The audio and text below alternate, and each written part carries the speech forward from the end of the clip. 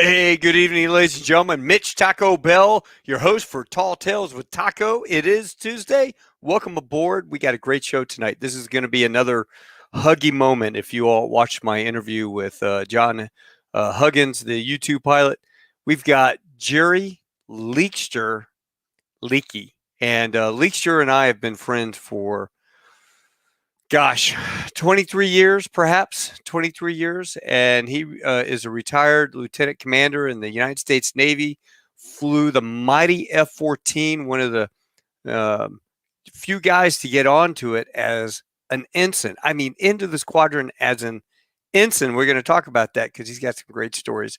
But without further ado, I would like to bring on my friend, Leekster. How you doing, brother? Hey, Taco.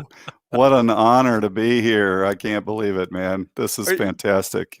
Are you kidding? I got the world's famous Leekster on my show, and this is actually pretty damn awesome. Yeah.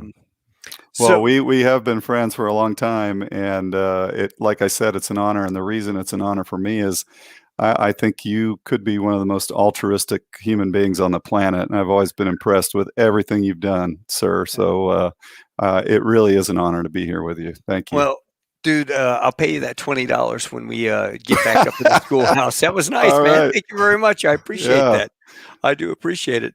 For those of you that don't know, we were new hires together at a major airline based out of Dallas-Fort Worth, and we flew the mighty 727, where, in fact, his dad was a captain and his sister is a flight attendant.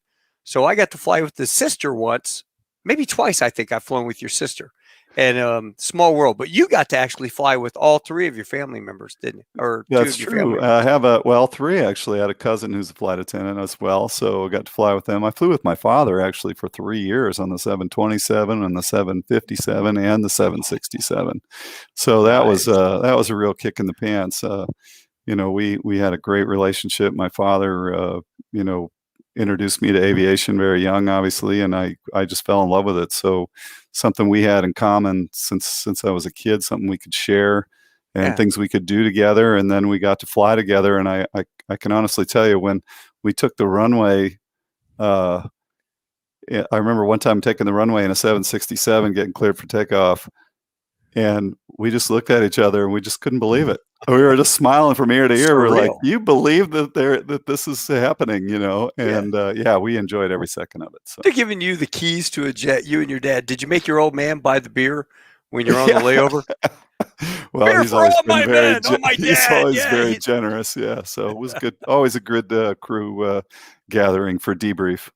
Well, talking about flying, I mean, you started out as a young guy and you're working at the airport to fulfill your dream. You saw your dad. Talk about your dad. Your dad went through enlisted Air Force and then became a pilot, right? Yeah, he was a mechanic, and he worked on a lot of different airplanes, actually, jet airplanes and even helicopters, but a lot of round motor stuff, right? Those big old reciprocating engines.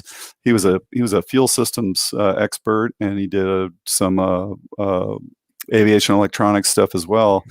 But he kind of raised me in that environment and had me working on my own car when I was a kid, and changing out the engines on my car when I was in high school, and then with that skill set, I started flying and as a teenager, got my pilot's license while I was in high school, and then went to college and started working on the airport. And that was all because of my dad. Now he did 3 years enlisted, and he was in Hawaii, good deal, in the mid '60s, where I was born at Hickam Air Force Base, and then he got out and became a mechanic, and then got his flight engineer license, became a professional flight engineer. And in those days, they liked a flight engineer to be a mechanic because he was an air crew, but he would fly with the airplane, and then if something broke, they could actually fix it and sign it off in the logbook, right? So you had kind of a double good deal with a guy like him.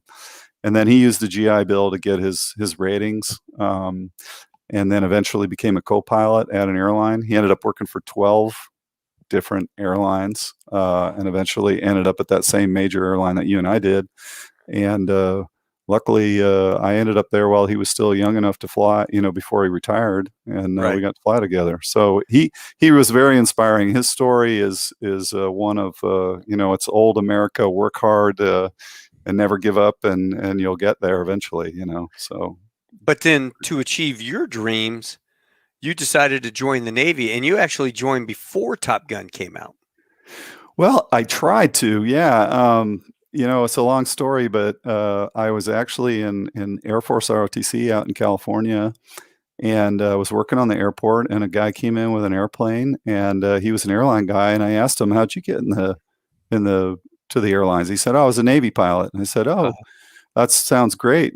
And he flew in Vietnam, and he was a really nice guy. And then he says, "Well, I went through this program called the NAVCAD program, and it was a World War II thing, and it didn't exist at that time." He said, "I'm sorry, it doesn't exist. You have to get a 4-year degree or whatever." And I said, "That's what I was doing anyways." Well, he came in a little while later on another trip, and he said, "Hey, I heard they were starting this NAVCAD program again. You should go check into it."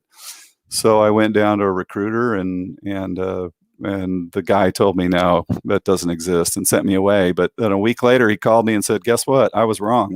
We are doing this." And the program was essentially that you needed 60 credit hours or two years of college, basically an associate's degree, and then you could apply, which I did, and I was turned down. And then I went out. I said, "What do I need to do?" He said, "You got to improve your test scores, whatever." So I studied, and I took this test again, and I got turned down again. And then Never give up, never surrender. I just kept bothering them, and I applied, and they finally one day they called me up and said, "You're accepted." And that was on a Monday, and on that Friday, I was in Pensacola, starting Aviation Officer Candidate School, and really worked out well for me because the guys that I was in ROTC with, and the Air Force guys, they ended up, finishing their 4-year degree, and then by that time, the Desert Storm was over, and the military was downsizing, and there were no pilot slots. I went through 2 years or a year and a half before them. I ended up getting to the F-14 RAG. I flew in Desert Storm, and I ended up flying an F-14 to my friend's winging. I was already all the way through training and flying in my fleet squadron, and flew across country to their winging, and that got me out of the military earlier off active duty. So I got to the airlines earlier, and they all came to the airlines subsequently, like 2 or 3 years after me. They all ended up getting furloughed after 9/11, and I was able to hang on to my job. So that timing of getting in the Navy and all that had a long-term effect on my flying career, to be honest with you. So young, what are you, a cadet, if I remember right? Because I went to NAVCAD. There were Mike DeShazo and Mike Brennan. There were a bunch of guys that were NAVCADs with me in Corpus. Sure. So I remember those dudes, and they had like the officer and gentleman ice cream outfit. It looked like the dude from Officer and Gentleman. DeShazo kind of looked like what's his name, the actor, and so it was like, well, what are they? Do you salute them? What do you address these guys as? Are these midshipmen coming down here hanging out with us? It was an interesting thing. Now they had done this program in the 30s, and in World War II, George Bush Sr., the president, was a NAVCAD. Oh, I didn't know that. Neil Armstrong went through a similar program called the Flying Midshipman, I believe it was called, but it was almost identical to the NAVCAD program. And you signed up, and you went to officer candidate school, but you were on an enlisted contract. So they didn't commission you as an officer after you had been through officer candidate school. It was kind of rough. I went through with 30 guys, and maybe 4 of us were NAVCADs, and all the other 26 guys got commissioned as ensigns, and they got a big pay raise.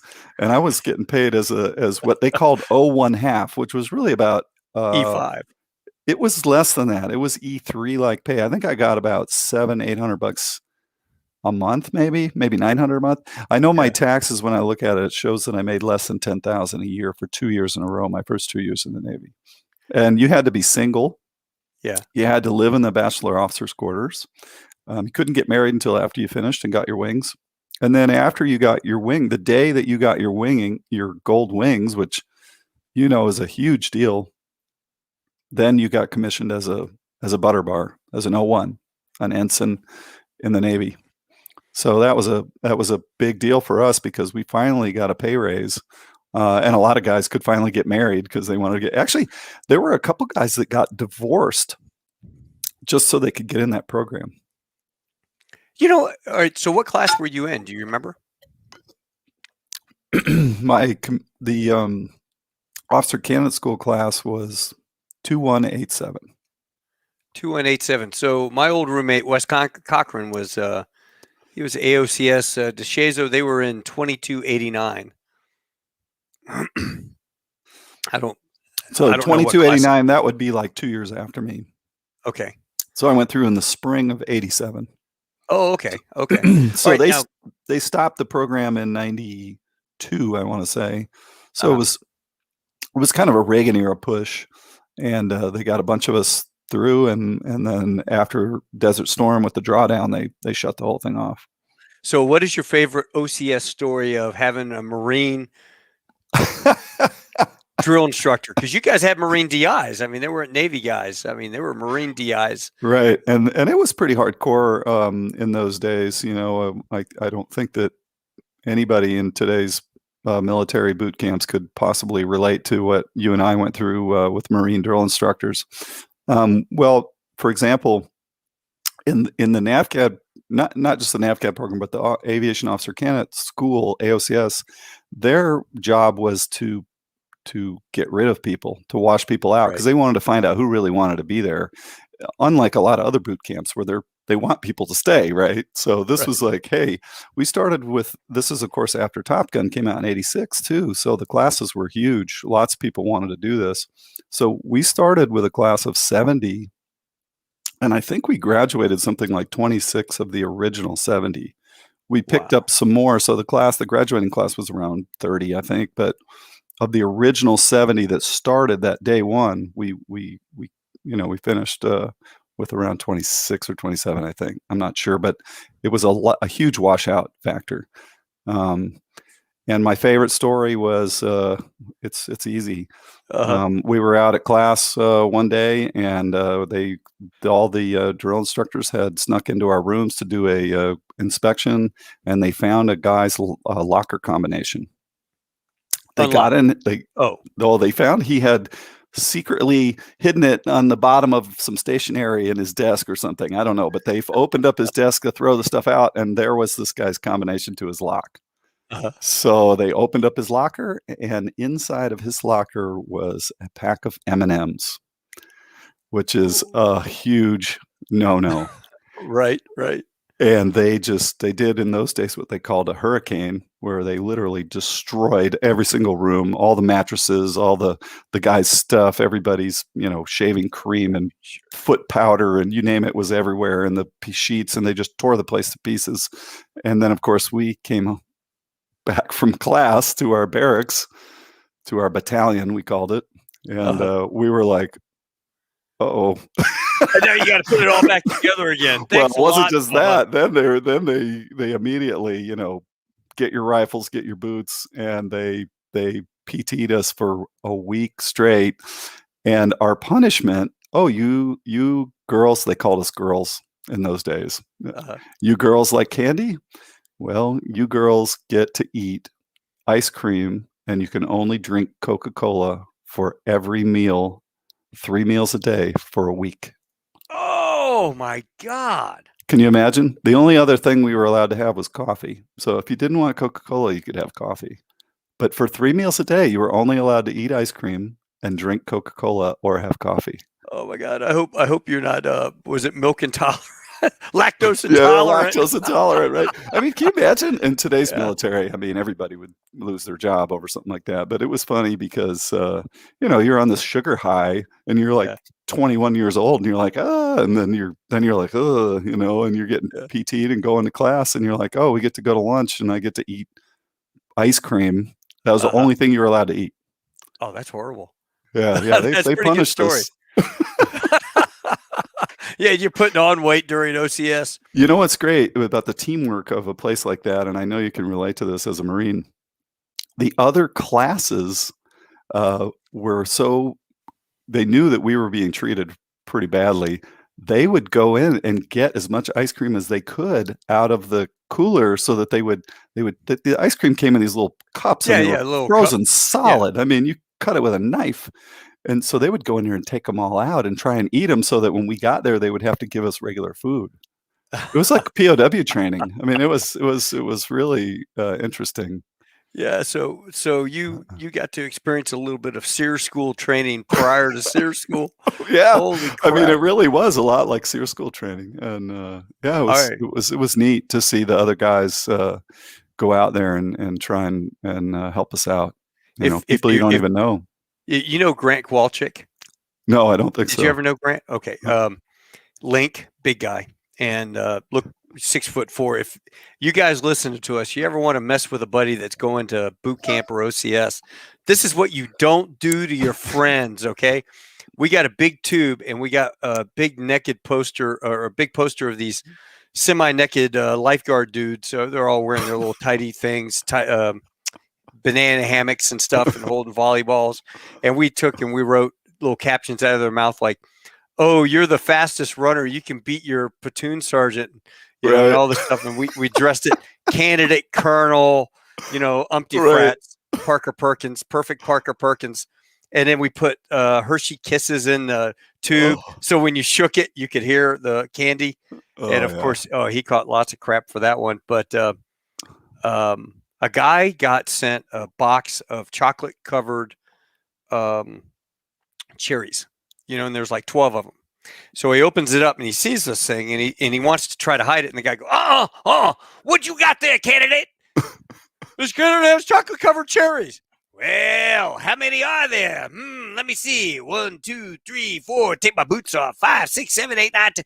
You ain't got enough for everybody in this platoon. So you know what that means, candidate? You got to sit here and eat it all right in front of everybody. And he did. He ate every one of them. And he hit the 10th one, that syrup, that nasty ass syrup, he's in the can puking his brains out. And to this day, that guy will never eat anything that has that chocolate syrup, that cherry syrup stuff. I believe it. Oh yeah, it was horrible. But yeah, so what kind of rifle did you guys carry?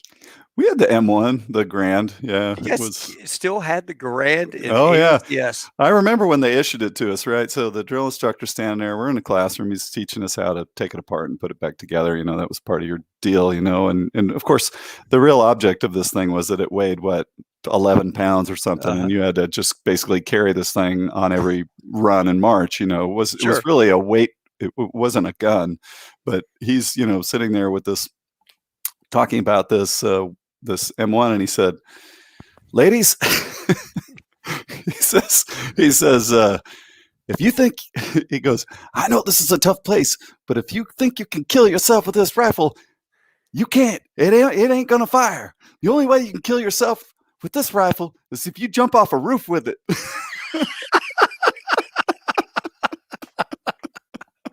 Yeah. That's about it. Or have your buddy butt stroke you with it. Yeah. So before we went to OCS, Officer and Gentleman was about the only movie, except for the Jack. There was a movie back in the 60s, the DI or something like that. Did you watch Officer and Gentleman to get, of course, to get psyched up for what it was going to be like? There was no way I thought it was going to be that bad. It was like 10 times worse. 10 times, 50 times longer. Times worse. Yeah. You're standing there and the sweat's coming down. I remember going to see Full Metal Jacket, and I'm laughing. I took a date. I don't know why, but I took a date on this thing, and I'm laughing hilariously through the first half of the movie because the boot camp scenes, except for hitting the guy, you couldn't get hit, was spot on, man. Lee Ermey, when I had an interview with him, I told him, I said, I got to tell you, Arlie, that you were spot on. That was perfect. Yeah, everyone tells me that. And that dude's a lot taller. He's about 6'1". Oh, so wow. Okay. When you're watching him in that movie, all those actors are that much taller. I thought they were on boxes, but wow, they were taller than he was. Huh. But anyway, so you go to AOCS, and there was one question I wanted to ask you. I'd heard a rumor that there was an AOCS guy who was an airline pilot, and he got divorced. And in his divorce, his wife got half of his salary. So he joined the Navy NAVCAD program, and she got half, and that was it. She was getting half of his salary, and she got half of his E3 pay or E4 Right. pay, and he was Right. living off extra money he had from Oh, stocks. one She half wasn't. pay. Yeah, she wasn't Yeah. allowed to touch whatever stocks he had or money or whatever. Anyway, so this guy lied about his flying experience. And, you know, like you all do, you walk in there, hey, how much flying you had? Well, this is like my second airplane ride, so that you try to Yeah. get better aboves or whatever. Like, oh man, this Right. guy's a stud. I'll give him a couple extra aboves. Oh, of So he course. goes out Yeah. on his solo, and as he goes out on his solo, he has a catastrophic engine failure. And I guess he used to be a crop duster when he first started flying. He just kicked that T-34 and did a about face and came back and landed on the same runway. And they're like, oh my God, how'd you know how to do that? And he goes, well, I kind of lied. Yeah. You know, I was a crop duster and then an airline pilot and all that. And I guess the Commodore's like, dude, you're going jets. So I always wondered, did you ever hear that story? Was that? I never did, but you always hear the a million different stories over there. I did actually witness one that was quite comical. I had a little bit more experience when I got there too. I've been flying airplanes for years, and I had been through instrument ground school and all this stuff. But where I'm sitting there on duty the first week, they would give you a SDO, and in Corpus Christi, NAS Corpus, the SDO, squadron duty officer desk was facing the airfield, which was pretty cool, So it was almost like a little mini control tower. And we're sitting there, and I'm sitting there with the OOD, some instructor that's on duty too, and I'm just a lowly cadet, sitting there, Right. keeping my mouth shut, waiting for him to tell me what to do. And I look out on the airport, and I see this T-34 hauling the mail down a taxiway. I'm going, man, that guy's taxiing fast. And then all of a sudden he rotates and takes off and starts flying away. And I'm like, and I look at the instructor because I'm like thinking, and I go, Did I just see that? Did that guy just take off from the taxiway? And I'm like, do they do that in the Navy? I guess I didn't know that, And it was some solo student. And then, of course, the phone rings. The tower's calling the ODO, here he is. He answers the phone. He goes, yeah, we just saw that, I was like, wow, this is a clown show here, man. I mean, I've never seen that in civilian aviation. Of course it's happened, but I had never witnessed it myself. Right. And here in my first few minutes as a Navy cadet on a Navy base, I see guy take off from a taxiway. Oh my God. So you were in Corpus, right? Right. Yeah. For primary. Yeah. Was Bill Stillwell? Does that name ring a bell? Yeah. Jazz. So. Oh yeah. So Jazz told me, hey, trade. You'll find some guy that falls in love with a Picola Deb. Oh, trade totally. with him and go to Corpus because you're farther away from the flagpole. You hit the Whataburger, hang a left, hang a right, go over the beach and do your working areas. Corpus or Pensacola got a course rules that thick. Go to Corpus. That's what I did. Yeah. And that's exactly why I wanted to go there too. And I wanted to, it was my brilliant idea that, man, it's going to be so much better if I get away from the training headquarters, which is Pensacola, right? It's the Navy. So I'm going to go to Corpus while I'll be out in the hinterlands. Well, duh, Sinatra, the head of training, the Navy is here in Pensacola or in Corpus, right? Which was cool because when we were students, a couple guys went down and we stole the Sinatra flag off the building and we took it to the officers club and we ransomed it for a keg of beer.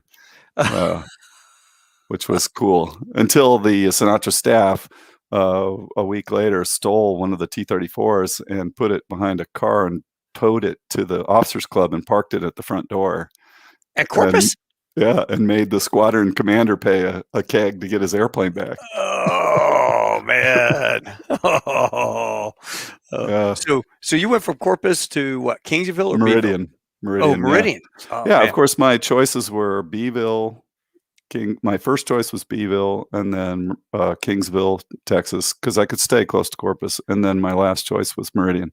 So they sent me to Meridian,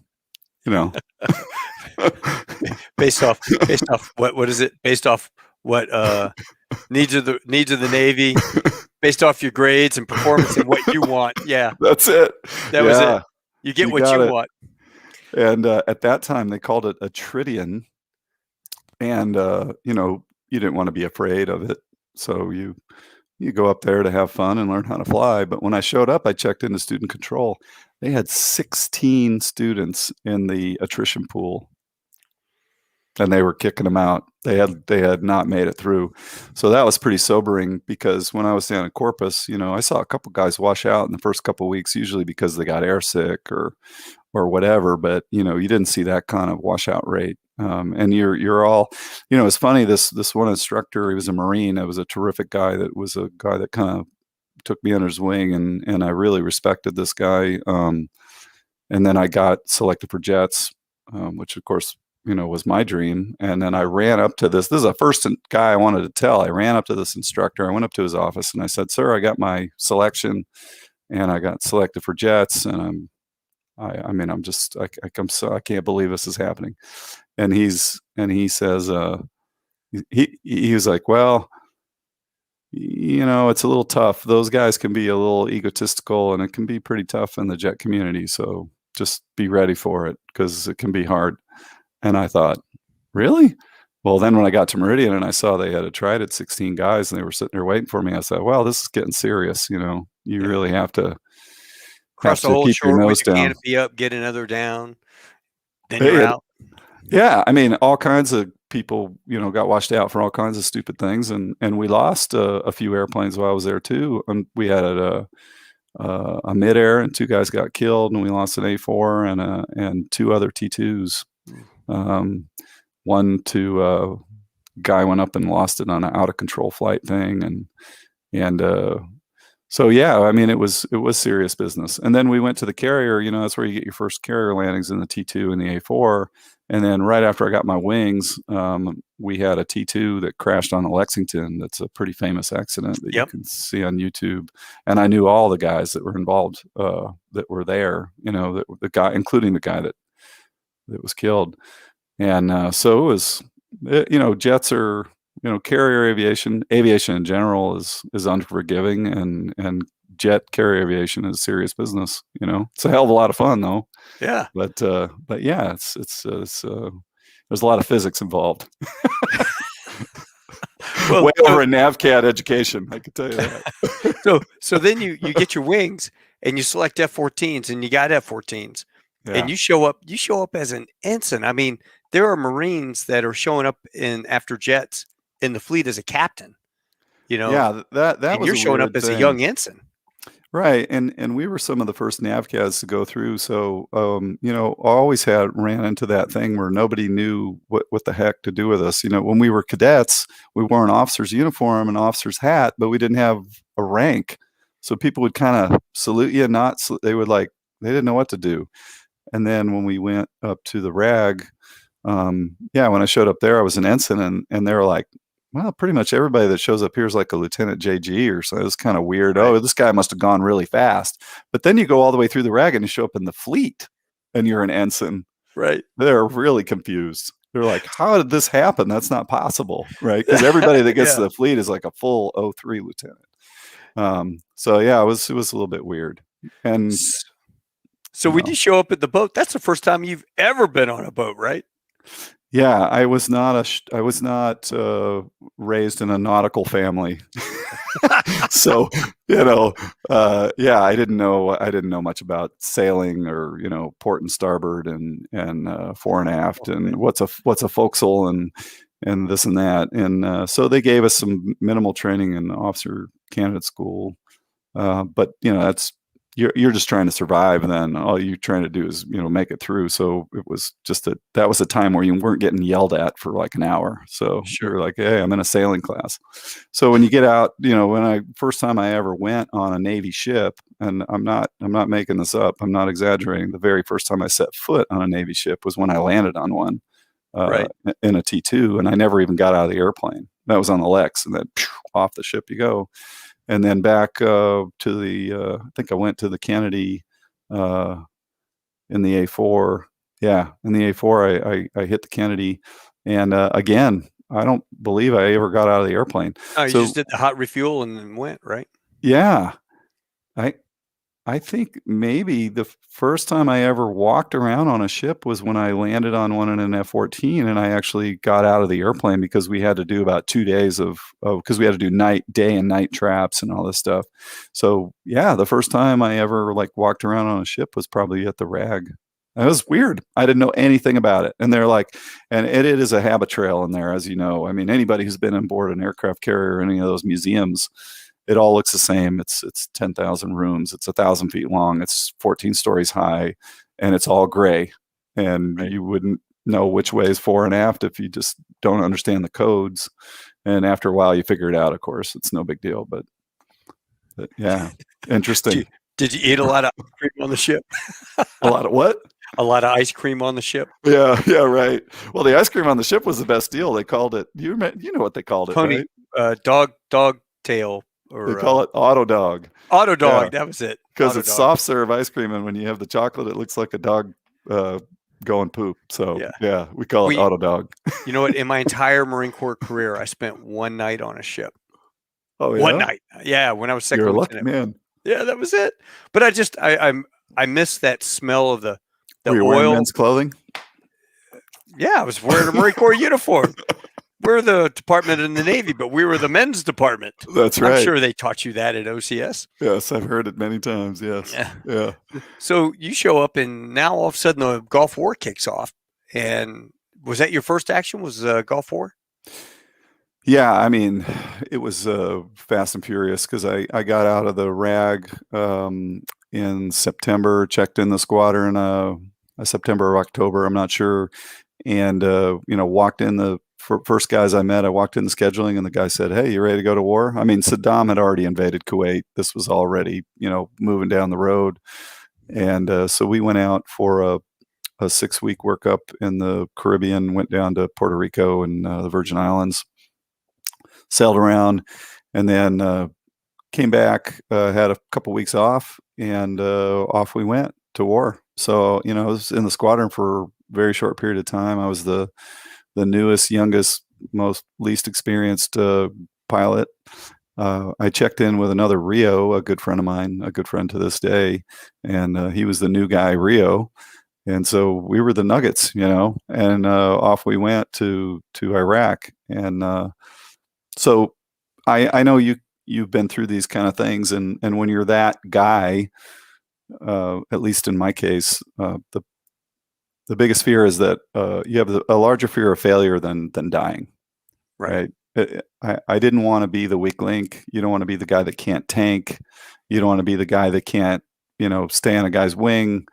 That loot gets lost. that can't, more importantly, that can't land on the ship.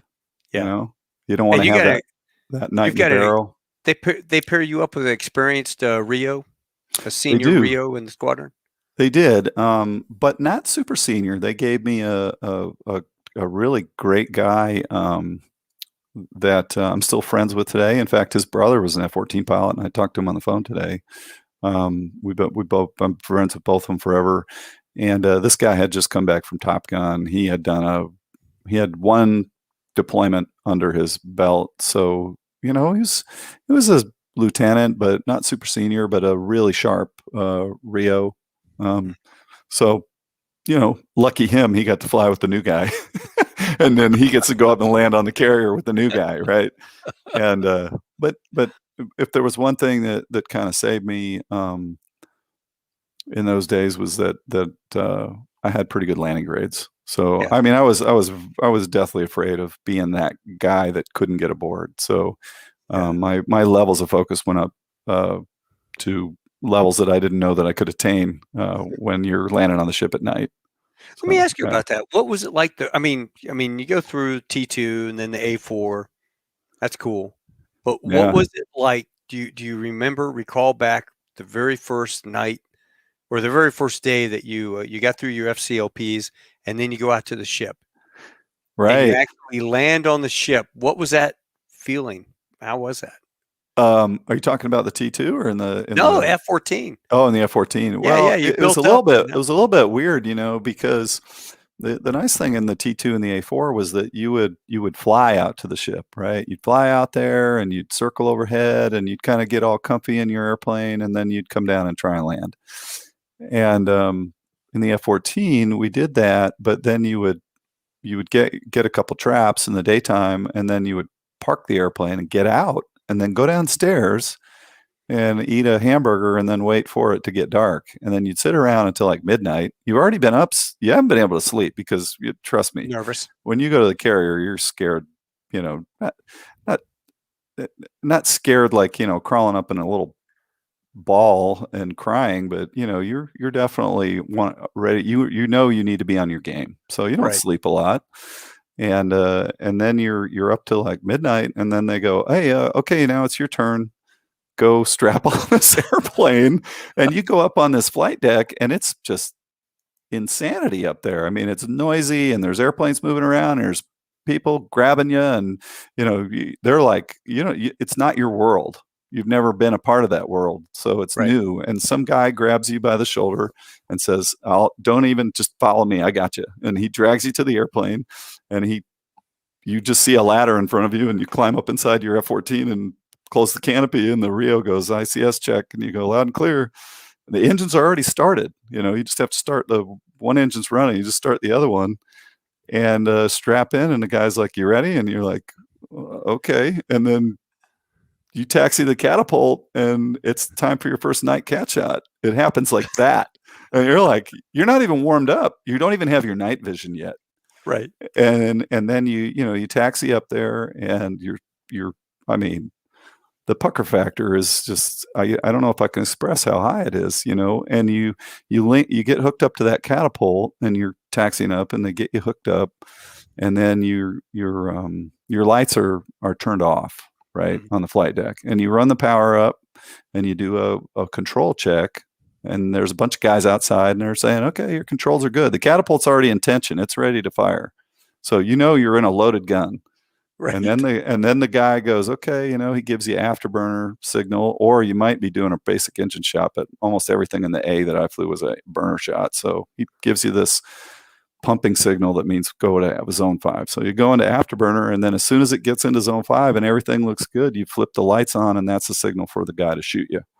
And then they look around, they check the deck, and then a guy, points down at the deck, and then some other guy standing off to the side reaches down and pushes a button, and you go back in time a million years because the acceleration peels your face off.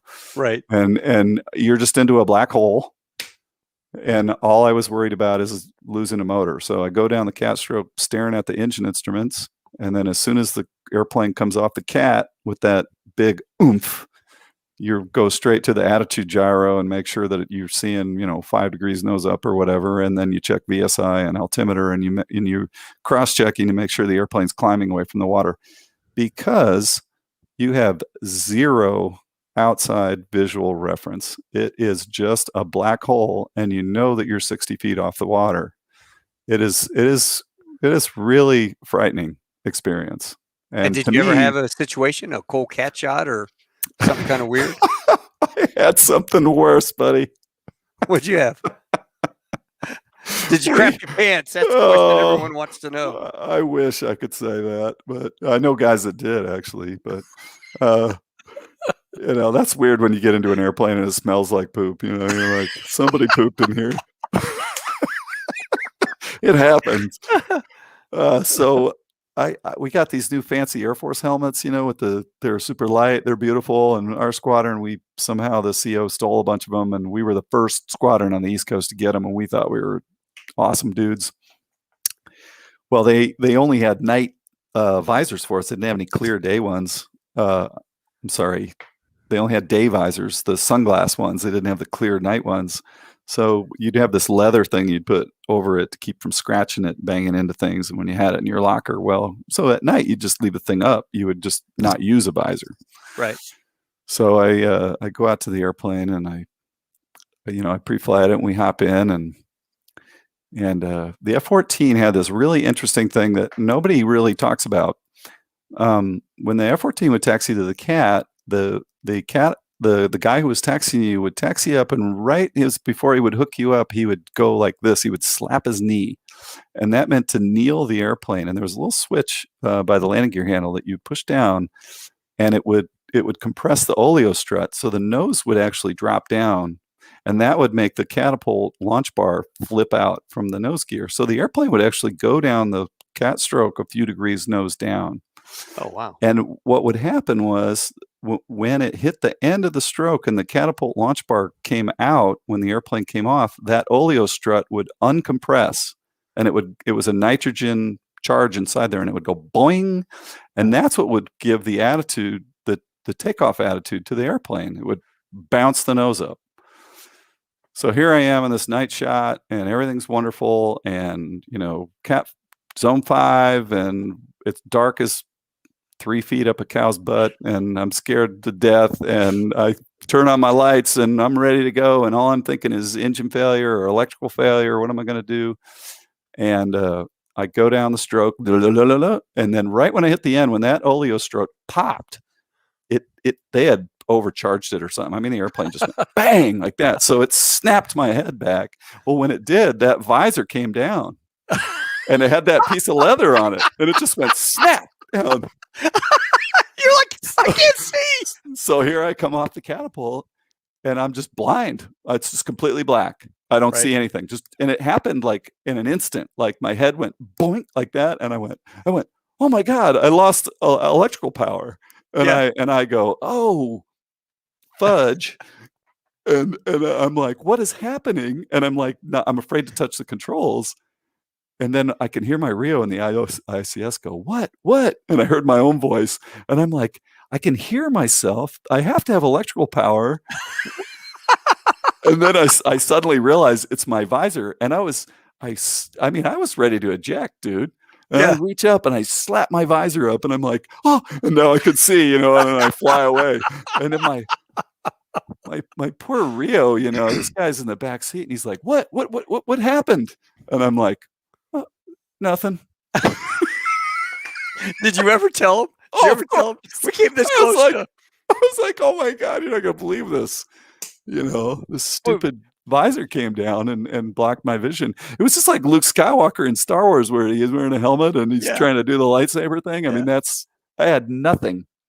Did you tell the guys that so they didn't have the same situation? Oh yeah,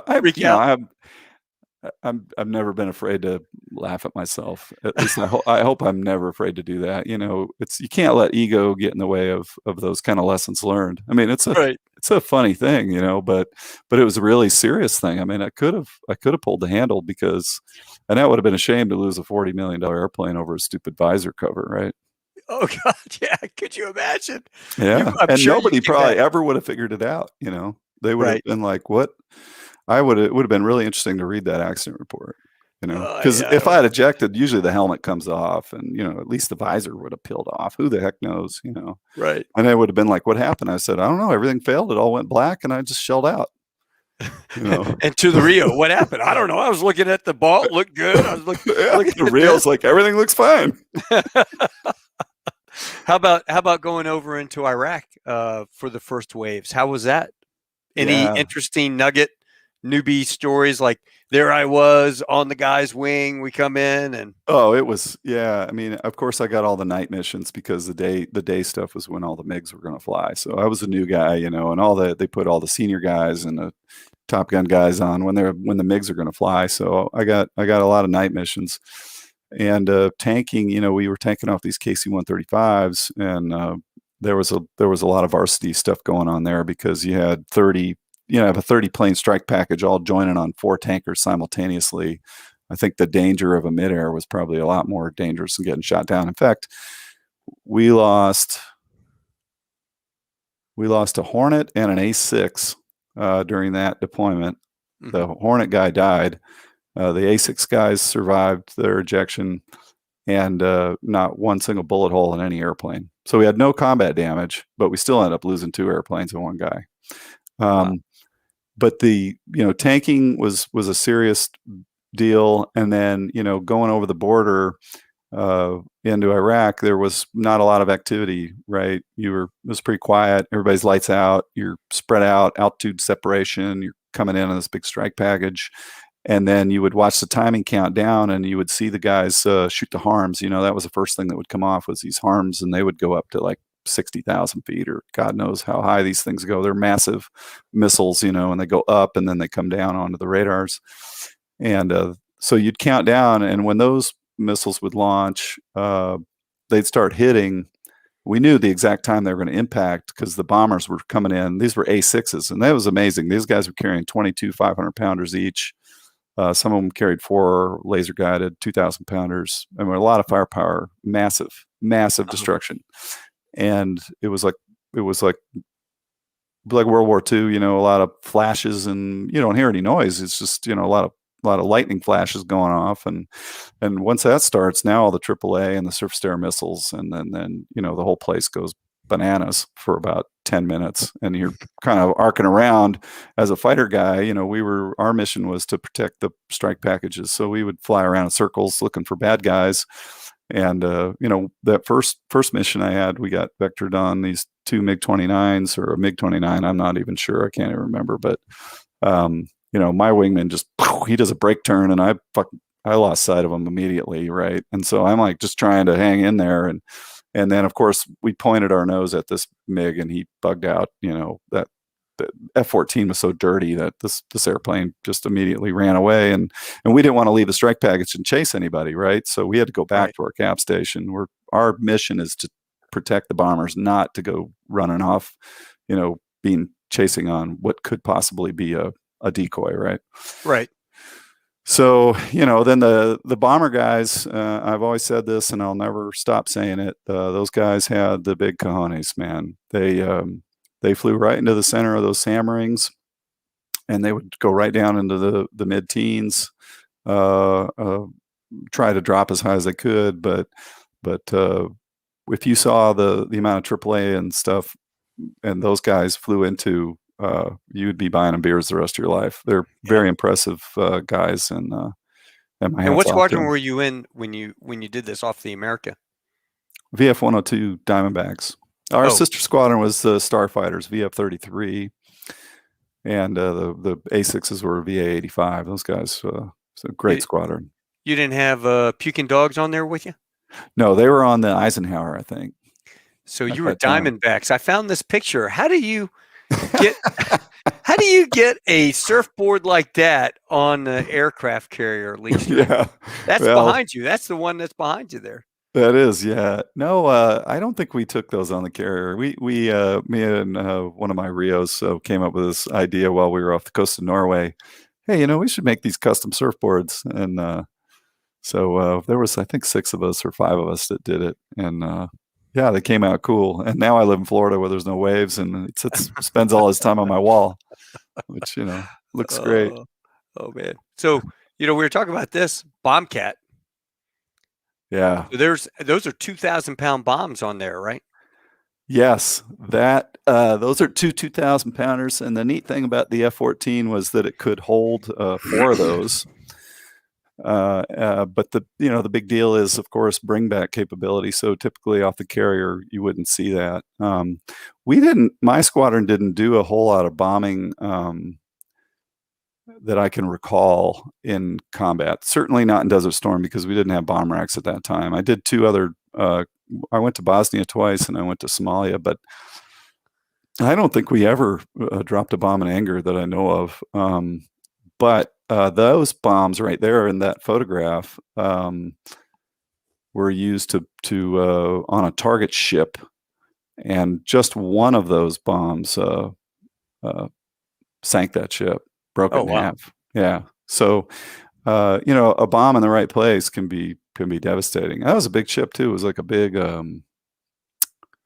don't know, some kind of freighter thing, that they had as a target ship down there off of Puerto Rico. Did your Rio film that for you, or did you get? I didn't drop it. I didn't actually drop it. The guy that I was in the flight with did, the flight lead, and what's funny was the whole day was planned on using that ship as target practice, right? There was a whole flight schedule written. Oh, we're going to do this and we're going to do that and we're going to drop these bombs. And then the F-18 guys are going to do this. Of course, they let the TomCat guys go first because they thought those guys won't hit anything. And then first stinking bomb hits right 1/3 of the way up the fantail, right in the dead center of the thing, and just broke it in half, and it sank. And there was like a bow, like a piece of the bow sticking up out of the water for a while, and the destroyers ran in and used it for gunning, some sort of, Oh, I lost you.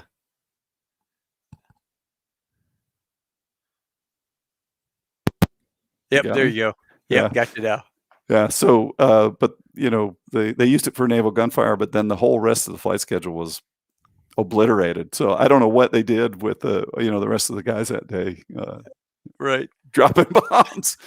But yeah, it was very impressive. Yeah. Well, I also found this picture of you. Yeah. Guess which one is me? Diamondbacks. You guys like to moon a lot. How did you do this? That's what I want to know. Oh, I wish I could take credit for that. No, those were some other guys. But yeah, only my mother can tell you which one is me in there. I can't tell you. I don't know. Well, I know you're not the black guy. Yeah. Yeah. I can tell you that guy's very successful. Actually, he's still a very good friend. He was an awesome Rio, and he ran on during Desert Storm. He and a couple other guys, they ran on some MiGs they had on their radar, and they were going to use a Phoenix on them, and they didn't. And it was a shame. There were some good opportunities, but most of the missions we were on were strike missions, so he didn't actually get to fire on those airplanes. But I know that when I talked to him to this day, that's one thing he thinks about regrets. A lot. Yeah, he's like, man, I wish we could have shot those guys. What do you have on this package here? Is that a? That's a Phoenix on a shoulder station, which is a really unusual configuration. Normally, we would have them on those bomb racks. They're actually Phoenix rails on the belly, and then we would carry a couple of Sparrows. Where that Phoenix is, usually there'd be one Sparrow. And what's up under just aft of the nose landing gear? There's something I've never seen before sticking out there, right on the bottom below that diamond stripe. What is that piece? Well, that's part of the Phoenix rail. So those missiles were 1,000 pounds, and they were like carrying a 1,000-pound bomb. And on that rail, the original Phoenix was water cooled, so there was a lot of plumbing that went through there because I shouldn't say water cooled. It was glycol, I think, but it was liquid cooled. And the Phoenix C models were dry missiles, but because of mounting this heavy, basically 1,000-pound bomb under the airplane like that. You needed that fairing to go supersonic, and the airplane would go supersonic all day long. So that was really, I think, for the supersonic shock wave coming over the missile under there. I'm sure of it. But gotcha. Well, that's cool as hell. I found. And then, of course, we had the TCS on there. I don't know if you can see that in that picture, but a lot of folks from other airplanes, the TomCat was unique in that it had a television camera system. Right. And it under the nose, it had a just forward of the nose gear door there. You can see it. Right? Yeah, it's a telescopic lens, and there was you could bring that up in the TV screen in the cockpit and actually, identify airplanes at range with that camera. Very impressive piece of gear, and it was before we had electronic identification stuff. So that's why we needed it for visual identification at range. Right. But it worked great for like Bear bombers and stuff. I mean, you could see a Bear bomber from really far away. Really? That is just cool as hell. Let's see. Somebody asked a question here that made me laugh. Zambo. Oh, I see all kinds of great stuff on there.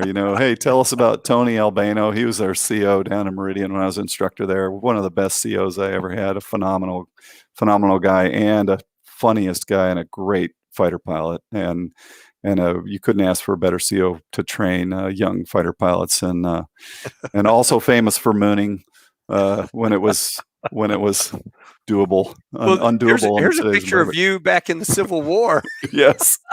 Yes. Was this like Final Countdown? Final Yes. Countdown 2.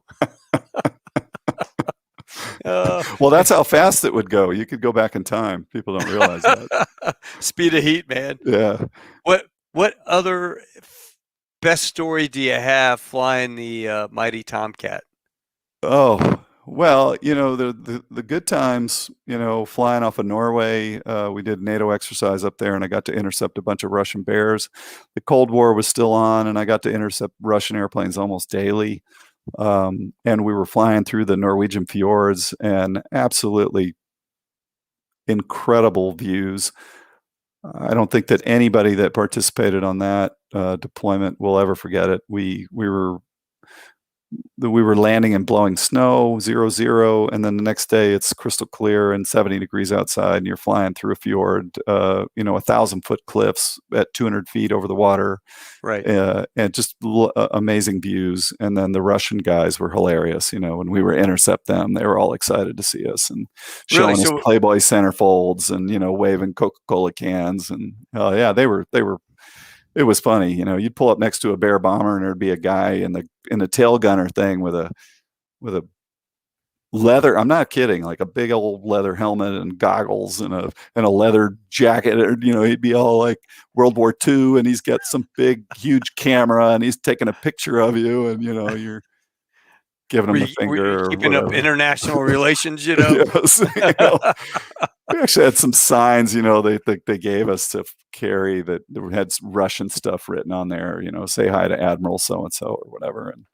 And but the guys it was funny, because they'd always have Playboy centerfolds and sticking them up to the window. And could you tell what month it was? I mean, could you tell if they were current Playboys? What month? Oh, that's Miss July. I got that one back in the locker. It was Russia. That one was probably from 1959. It was probably the original issue. They just got it. I don't know. Do you guys ever do like barrel rolls around them and have fun, or no? I mean, did you have to maintain there were some guys that did some stuff like that occasionally. As a pilot, that's just not my shtick, So I mean, I don't think I think it's kind of uncalled for, to be honest with you. These guys are they don't even have ejection seats probably in those stupid things, So you're out there, you just try to keep it cool and be nice and wave to them and go. Things are not going to end well for you guys if you try to do something you're not supposed to. Were they flying towards the fleet? They would fly right up to the carrier. Yeah, we would escort them. Right, they would do a fly. They would fly up to the carrier, and then they would fly by the carrier at a couple hundred feet, and just fly right through the landing pattern. People are there landing or whatever, and they just buzz the carrier just to show that they could do it, and then they would climb up and leave. And it was we're basically taking a carrier battle group.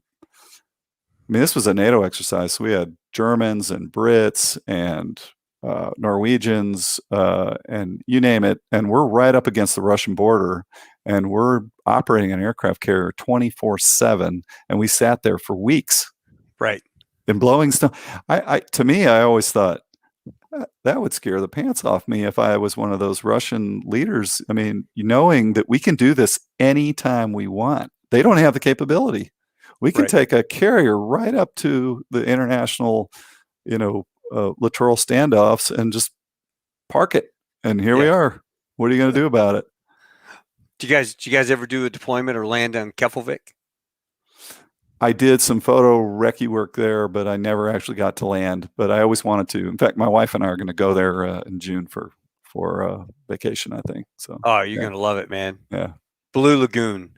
Go. Yeah, I heard it's cool. Yeah, you'll have a blast there. It's absolute fun. Love. Well, they got the volcano blown off there now, so I'm not sure. Right. Yeah, we were wondering if we're going to see that or not, if it's still be going. Yeah, Guatemala City's got ash blowing off the volcano as well. I don't think we're going to be doing some international flights down to Guatemala City right now. It's going to be bad. Well, I tell you what, let me do this. I'm going to put this banner up. And if anybody has questions for Leeksters, go ahead. If you post them, we can show it. Let's see. Your first squadron, we answered that. How about your CO? That's my uncle, who was the Rio with puking dogs. Who was your CO when you were? Yeah, we had a few. Rick Neidlinger was Needles Neidlinger was the XO during Desert Storm, and then he went on to be the CO. And then a guy named Pirate Barbary. Puke McLean was the CO when I checked in. He was an old school fighter pilot and pretty funny. And then Rat Breath was the CO during Desert Storm. Also, he was a Rio, terrific guy. And J.B. Collins was one of my last COs, and he was one of the Rios that was in the 86 shoot down of the Libyan MiG-23s. Oh, yeah, he shot down one of those airplanes, and then Don Barbary Pirate. He was the last CO I had before I checked out, and then went down to Meridian. Yeah, yeah, terrific guy. I mean, everybody loved him. So, yeah. Leekster, Tony. Now, what did Tony do that you got some stories about? Oh my God, Tony Albano was probably the most beloved CO that I ever had. We loved him so much that down in Meridian, when he was checking out, when he was leaving, we put him on the flight schedule in a form flight, and we had a whole bunch of bowling shirts made. The whole squadron had bowling shirts made with their name and their wings and our squadron insignia on the back. And then we wrote 2 flight schedules, and one of them had all of us flying down to Key West. We took like 20 airplanes down there on instrument training. And so we had 40 guys down there, and we wrote another flight schedule that he signed that was a normal flight schedule. So he takes off on a formation. He goes to a formation flight briefing with a real student, briefs the whole thing. An instructor gets in his airplane, and in those days, the student would get in the airplane and start the engines, and then you as an instructor would just jump in and go. Right. So this instructor puts on a student helmet, gets in the front seat, and the CO gets in the back seat and checks in. Are you ready to go? Yes, sir. And and then they taxi out of this form flight, and this instructor is flying like, and Albano's like, I got it, and he's like, okay, just you gotta trim the airplane and fly smooth, and here, try it again. Oh yes, sir. I'm trying. So, oh my God. They're climbing up through, we never went higher than 15,000 feet. All of a sudden they're like at 20, 25,000. He's like, where the heck are we going? And they're going, we're going to Key West, Skipper, so they take him down there. He thinks there's 4 airplanes. Well, they land, they take him to the BOQ, and then we all land, and we all go to Fat Tuesdays. There's a bar down there, and we're sitting in there with a keg, and we're all in our, squadron shirts, and then he comes rolling in with these guys, and we had the whole squadron down there waiting to wish him farewell for his change of command. I mean, that was how much we love that guy. And the greatest thing that he ever did, I was on a cross country with a guy, and we were going into I don't know, someplace in Virginia, or I don't recall exactly where, but we were running out of gas, and they were jerking us around approach control, and hey man, we need to land, and so we finally had to declare min fuel. Yeah. And then we all got these we all got these straight ins, and my buddy comes into the break at like 500 knots. And the approach controller goes, "You can't declare min fuel and come into the break." He got all mad, and so we land, and they're like, "You have to call," the dreaded radio call that you get, when the tower says, "I have a number for you to write down when you're ready," a telephone number. So he calls, and the guy's like, "You can't declare min fuel and come into the overhead." And he's like, "That's the fastest way to land. I use the least amount of fuel." And he's like, "I want your social security number." And he's like, "Well, I'm not giving it to you." And he goes, "Well, I want your squadron CO's number." And he's like, "Okay, I'll give you my squadron CO's number." Well, then he called Tony Albano, and he said, "Bano, I need to talk to the skipper. The secretary's there. It's an emergency." Skipper answers the phone. "Yes." And he goes, "Skipper, the FAA is going to call you." He goes, "I didn't do it." The skipper's like, he goes, He goes, do I need to be worried? He goes, no, sir. They're going to tell you that. He goes, but I didn't do anything wrong. And he goes, okay, I got your back. That's all he said. I got your back. Hangs up. FAA calls. He goes, I'm not giving you the guy's social security number. He's a Navy pilot. You can't do nothing to him. See you later. Click. And that was the end of it. Call my lawyer. Yeah. And it was amazing to me that a CO would take a JO's word for it and actually back him up like that without punishing him. And it was rightfully done. I mean, it would have been wrong to punish this guy for what he did. It was absolutely right. So it was very, very impressive leadership. Where is leadership like that gone? Yeah. Well, I mean, unfortunately, when they do something like that and somebody higher above finds out about it, they get fired for it. So we've been firing people for doing things like that for a while now. So it's rare to see that quality of leadership anymore in the military. They've beat it out of us. Hey, I've got a special guest for you. The hug man. I just have a question. I've heard all these things about TomCat pilots, but I really want to know if it's still true that U2 pilots are way better looking. They definitely have better mustaches. Or what did a squirrel die on your face? What is that? It came in gray, but I painted it dark brown yesterday. Just sucking all the oxygen in that spacesuit do that to you, you know? You're looking good, Ron Burgundy. Is that a Deutsche Mannschaft football club shirt I'm seeing on you? It's kind of. Got the Adidas thing going, but I just ran. I've been listening to this on the drive home from Beale Air Force Base and just ran into the house, threw everything, and came up here trying to get logged on. So it's good to see both of you. Well, let's see. Who can claim they've gone the highest? What's the highest you've gone up to, Leekster? Oh, shoot. I can't even come anywhere near the hug, man. I think in the F-14, I probably got just around 50. Yeah, we would do these PMCFs and get up there, to probably 50 or 52 if you really pushed it. But nobody really wanted to because we just didn't have a pressure suit on. So, Yeah. And those TF-30s were really bad in the A's. So we would take them up to, I would suggest that I've probably been faster than Huggy's been because, I've been up to, I haven't done Mach 2, but I've been up about 1.8, I don't know. Have you been faster than that, Hug? You've probably been faster than that in a Viper or something, haven't you? No.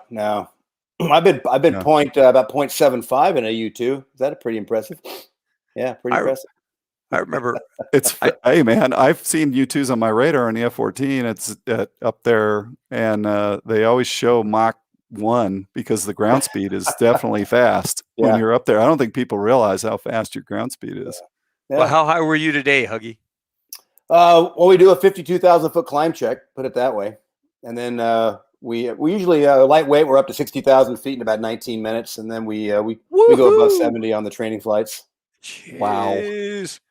So how is it being a civilian instructor now? It's good. It's good. In fact, another person, all you guys know, Gucci, he and I just flew together. Beale put a big Facebook thing out on it.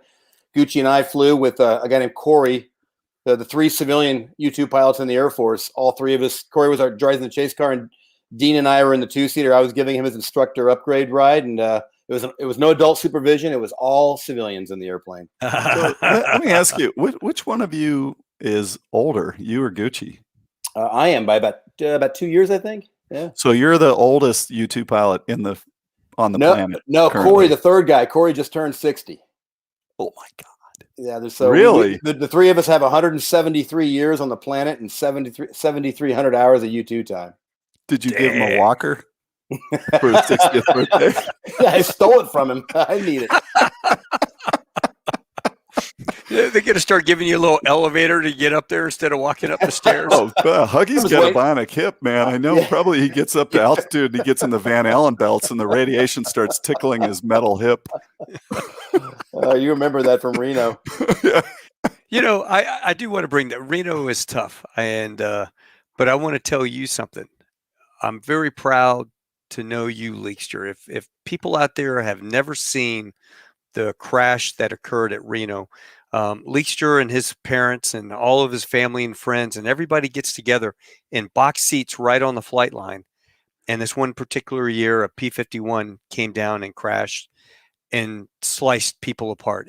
Debris really took people apart. And I am so proud of what you did, man. You ran into the face of danger to give triage and help medically save people. And, you know, a lot of people talk about that, Leekster. You're a rock star for what you did. I mean, to keep seriously, to keep your head about you when everybody around you is screaming and all the carnage that happened because of that. So I am so damn proud to know you, man. If I could give you a Medal of Honor or something, you would have been put in for it. I'm telling you. Well, that's very kind, but yeah, there was a lot of people that did a lot of things that day, and I think the conclusion is that you do what you can, right? I mean, when those kind of things happen, you're either capable of doing something or you're not, right? You don't have any control over it, and I was lucky enough that I was able to function that day, but there were a lot of other folks that did a lot of things. I mean, there was a lot of hurt people. I think there was 100 people injured or something like that, including my parents. Luckily, they weren't seriously hurt like some other folks, but yeah, it was a rough day, and a lot rougher for some folks than others. How long did it take before you realized that you're watching this plane come around? This ain't right, you know? You know, it was funny because that's a great question, because what happened was the airplane hit the final pylon to go down the show line. So it's going from left to right, if you can imagine, and it's going to be a straight line. It's the only straightaway really in the race. And so the airplane's come around that last pylon. He's doing about 450, close to 500 miles an hour. And the airplane suddenly pitched up. And what had happened was a trim tab had come off the elevator. So it was a pretty significant G loading on the airplane. I think it was 11 or 12. They said maybe it hit some kind of instantaneous G of 12, but you can see from the video that the tail almost came off the airplane. In fact, if the tail had come off, it probably would have been a better ending to the whole thing, but it didn't. That P-51 was really tough. It held together. And so it pitched up. But when it pitched up, I thought he was maydaying out, because that's normally what somebody would do. They would, if they had an engine problem, you just see them pitch up. Well, it started rolling, and as it rolled, it continued to roll until it was inverted. And as soon as it kept rolling past 90 degrees, that's when I knew that something was seriously wrong. And I could tell as it rolled to inverted, and the engine hadn't come back, that in my brain I said, nobody's flying that airplane. That airplane is just, I don't know if the controls broke or what happened, but in fact, what had happened was the guy had G-locked when it pitched up. He was unconscious, and the airplane, nobody was flying the airplane. And then it just split est, and it came straight down into the crowd. And it was pointed, and this is the craziest thing, man. The spinner on that airplane was pointed right at my forehead. At least that's what it felt like. I'm looking up at this thing. It's about 4,000 feet, and it came straight down, and it was rolling slowly. And I thought, this thing is coming directly at me. I didn't know which way to run. I didn't know if I should go backwards, forwards, left, or right. I thought, this is coming straight at me. And at the last second, I just got flat. You know, I Supermaned it into the ground, and most of the explosion went over me. But it hit the ground about, I don't know, 20, 25 feet away from me, something like that. Yeah, it was pretty intense. Yeah. The last thought that went through my mind as I dove to the ground was, I'm going to die right now. And I was actually surprised after the explosion that I was still there. It was pretty shocking. Yeah, I stood up and I did a body check, and there was, I couldn't believe it. Iris probably do a package check too, right? Iris yeah, is exactly. That's the first thing I checked. I was over in Afghanistan when that happened, and I got back from a mission and came in, and people showed me on the TV, and I started calling Leekster. I tracked him down about midnight 30, and he was still awake and talking to him on the phone. You could still hear the adrenaline in his system, but that was quite the call. I'll never forget that phone call, Hug. I know exactly where I was standing in the casino, and I had a drink in my hand, and I was so happy to hear from you. Yeah, I knew you could relate, because you'd been there so many times in the same spot. So, but let me tell you, the best times of my life I've had in the last 15 years is to start coming to box, to the box there with as Leekster's guest. There is no better host at an event like Reno than this guy right here. I've had the best times of my life getting to meet him and his friends and his parents, and they throw a party like nobody else. Yeah, well, I hope one day we're I can come out thrilled. and hang We're out really with y'all. lucky, man. All the U2 guys come out there. We have the Fresno Guard guys. We got the Patriots team, and we got usually whoever's in town, the Blue Angels or the Thunderbirds or whoever is coming by to hang out for a little bit. So we're really fortunate. The show announcers are old friends of my parents. Yeah. So we're just right there in the middle of it all. So really fortunate. Well, let's ICARUS. I totally forgot to talk about that. Before you do, Taco, I want to cut out and let you guys do your thing. I just want to jump in and say hi to both of you, and thanks for letting me join the fun. But I'm going to go listen offline so you guys can do your thing. All right, Huggy, Colonel man. Huggy. Good seeing you, brother. All right, take care, man. We'll see you guys. Brother, man. All right, bye-bye. I gotcha. Yeah, so ICARUS, man, thanks for bringing Hug. He's the best. He's a great American. Yes. And he's out there teaching some. I mean, their whole squadron is such a good group of people. You can't even believe it. It's fun to go out there and then they do that whole car chase thing. I know he's talked about it on your show. It's hilarious. Well, like I said, that I drank a bottle of wine that night talking to Huggy. That was the most fun I've ever had, laughing. Oh yeah, just laughing at his stories. So I was happy to have an alumni on, have Huggy come back. Which I'll have you come back too. We'll get somebody else, another hobo to join. But right. yeah, so I've got a friend that started ICARUS Visors, and cool. but yours is the ICARUS software stuff. Yeah, ICARUS Ops software. We build a digital checklist software. In the 777 and the 787, and even in the Airbus airplanes now, they use digital checklists that are integrated in the airplane, and we build a software that is for maintenance of mostly data centers, but we're using it for operations of autonomous vehicles, nuclear. We're using it in a nuclear power plant, oil and gas, like oil rig operations, anywhere where you have high consequence work done that you need to have a high level of compliance. It goes to everything that we know about aviation that is, to err is human, right? We all know that we are going to make mistakes, and that's just how it is. So we design systems, we design checklists, we design things that help us get through even when we make mistakes, because we expect to make mistakes, that we make them less consequential, and that we can comply with the stuff that is, ultimately life-threatening. Well, I sure hope that I hope you sell it for $20 million. Buy yourself a G4. No, $200 million. $100 million. I'll get a new surfboard. That's all I need. That's all you need. Hey, so you started out doing a podcast as a guest with some guys, and now what are you doing? Yeah, it's the F-14 TomCat radio show, straight out of Calverton.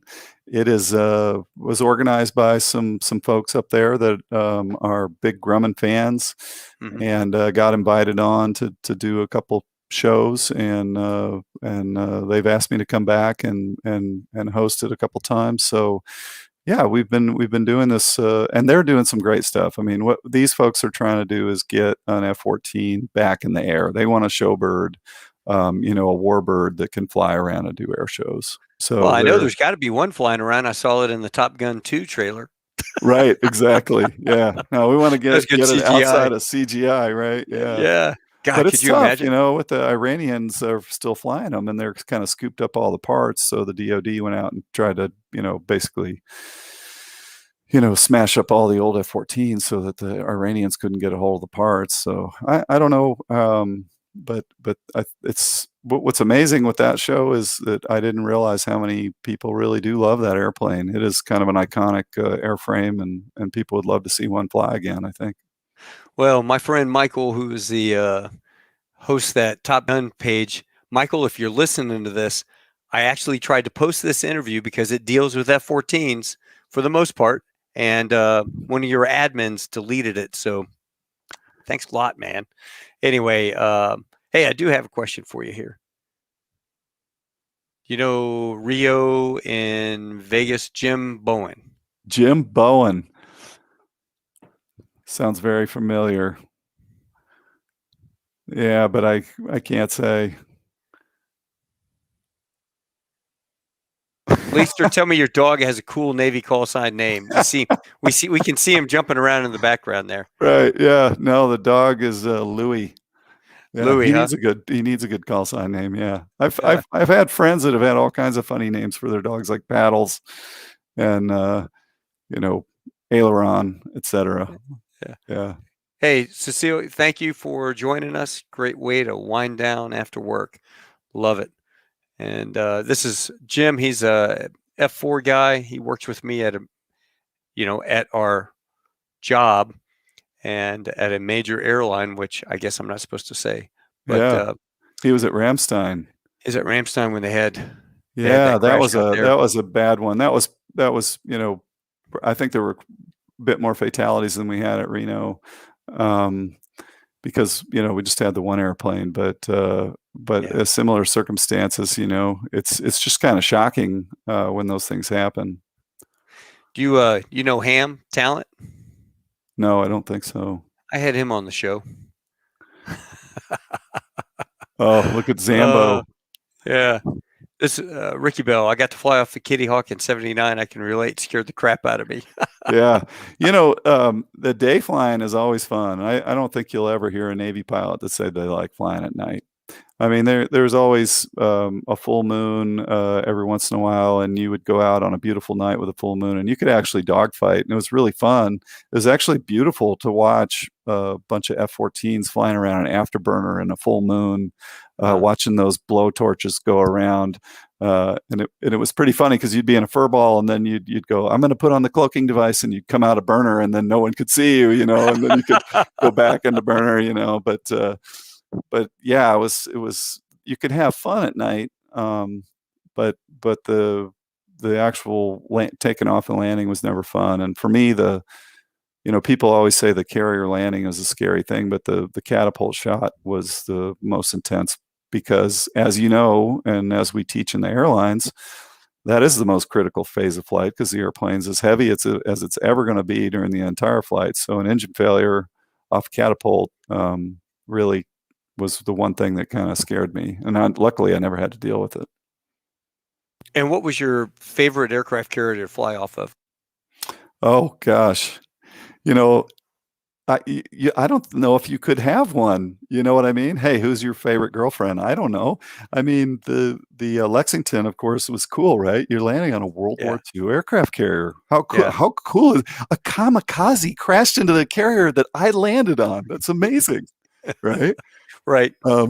But the America I was on was not a nuclear powered aircraft carrier. It was a super carrier in that it was the same kind of size it was a Kitty Hawk class. So it was basically the same size as a Nimitz. In fact, we had more deck space than a Nimitz because of the angle was a little bit more, but the ship couldn't create any steam. And where a nuclear power carriers, they say, can go, 50 knots, or you hear these crazy numbers, right? Steam powered carriers, oil burners like mine, they couldn't. And one time I was flying off Somalia, there's no diverts, and I couldn't get the wings out to come out. The wings were stuck back. I was giving a guy a ride. I was giving an A6 guy a ride. And of course, he wanted to go supersonic because they never get to go supersonic. So you're like, okay, we're going to go supersonic. So you can say you went faster than, you broke the sound barrier. Right. So after we came out of supersonic, the wings wouldn't come out. How'd you get them out? And can't land on the ship with the wings back. We started to divert to Mombasa, Kenya, and they set a tanker, and they were chasing us down. And I've got the checklist out. Now I've got a guy who's in my back seat who's not a F-14 guy. I'm on my own on this deal. So I'm like, you're spoiled as a F-14 guy. You always got a Rio back there to do a lot of this kind of stuff. Get the checklist out. And so here I am. Playing around with it, and the wing sweep handle was a hydraulic valve. It's normally very difficult to move because it's an actual hydraulic valve. It was loose in my hand, completely disconnected. So I kept jiggling it around. Eventually the wings moved a little bit. So I jiggled it some more, and I kept jiggling it. And finally I got the wings out enough that we could land, and we ended up landing on the carrier, and the guys went up in the back of the airplane, and they had there's these gears that turn and move this stuff to make the wings come out. And they looked in there and they said, man, I don't know how you got the wings out. This stuff all ate itself. It was just parts. Now is that the titanium wing box? No, the titanium wing box was actually the airframe, part of the airframe itself. And, if you think about a traditional airplane, you've got a wing spar. Well, right where the wing spar meets the fuselage on an F-14, you had a hinge. So you've got this massive wick point, and you've got an airplane that takes off at a gross weight of like 70,000 pounds, and you can pull, that I've seen guys pull 12 Gs in that airplane. I mean, I've seen guys peg out the G meter, right? So imagine the amount of stress that's on that hinge that's the only thing holding those wings on. Right. So that titanium wing box and the way that that wing hinge was built was critical to the airframe. So they always said if one went down, everything would be destroyed, but it would be that titanium wing box, right? You find that box, and my God. which was the main part of the airframe, and you'd find the landing gear, main landing gear. Yeah, that's about it. Everything else is confetti. Bruce was saying landing speed 168. How the hell do you still remember? He must be talking about normal landing speed. No, with the wings. That's not wings all the way back, because I think with the wings all the way back it was about 190. Our normal approach speed was 136 with full flaps. And no flap landings, probably 155, somewhere in there. But I did have to make a no flap landing. I had a slat stuck out. I had asymmetric slat, one out, one up, no flaps. And they had to get the ship up to maximum speed. And the captain of the ship called me on the radio, and he said, Leekster. He actually said Leekster. He says, Leekster, we're getting every boiler going. And, they got to get every hamster on the ship to start running on their wheel. And it was at night, so I had to tank. And it was a pretty varsity night, but got aboard. So I'm telling you, Captain, I'm giving her everything she's got. That lithium crystals just won't hold. Hey, was this the same captain that made you do mail buoy watch? That was my own CO.